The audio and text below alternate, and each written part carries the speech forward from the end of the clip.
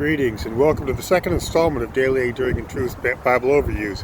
Again, I'm Bob James, and I'm sitting here in the Rose Garden at Heritage Park in Corpus Christi. I'm going to sort of scan to show you some of the beauty back here. Heritage Park is a section of Corpus Christi that has homes made up of historical significance from Corpus Christi, and they've been moved here. And the Rose Garden is a gathering spot here on the end of it. And there's actually a beautiful circle out here. And you'll see some of the signs in front of the homes maybe. You'll also notice I'm wearing blue. Today is Wear Blue Day to remind people about the problems of human trafficking. And so that's where I am right now. It's a beautiful day here. It's right around 60 degrees, which in Corpus Christi is cold, but I know the rest of the state and most of the nation would love this kind of weather today. We had a bad rain last night and bad winds yesterday, but today it's just beautiful.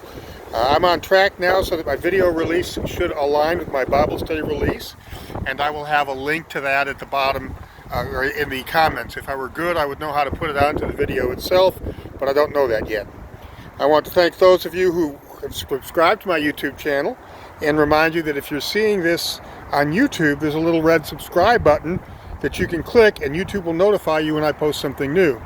If I get to 1,000 subscribers, then I can do a lot of cute little things with my videos, and I might even be able to make some money off of advertisements. I'm only 998 short at last check, so we're going in good shape there.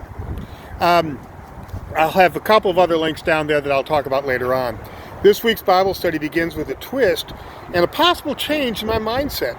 For years, I've believed that Philippians was written in Rome during Paul's first imprisonment there. My pastor noted, after he read my stuff, that many scholars are shifting to a belief that Philippians was written during an Ephesian imprisonment. Well, I'm not fully convinced of that yet because the Bible doesn't mention an Ephesian imprisonment. The idea does make sense after reading about it, and I gave you a link to one article about that in my Bible study. And it's an older article, I know, but it's really an interesting article, and how the man decided upon the fact that there was, or the possibility that there was, an Ephesian imprisonment. The last part of Philippians 1 gets down to some nitty-gritty concerns. Paul's imprisonment and possible death. Those false preachers again, and suffering for the gospel. When dealing with the suffering side of following Christ, I use the example of Wang Yi, a Chinese pastor who was just sentenced to 9 years in prison for his faith. The excerpt from this letter published by his church blew my mind out. Excuse me, blew me away. I wish I would have that kind of faith in the midst of adversity, but I hope I never have to find out.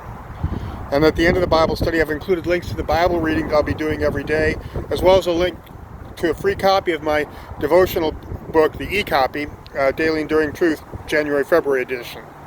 I hope that you're reading God's Word daily. Whether you read the same plan I do or have a different approach, the key to growing in Christ is spending time with God. And that's one of the reasons why we do this, is to spend time with God and to study what He has to say to us more deeply. So thanks again for being here, and we'll see you next week.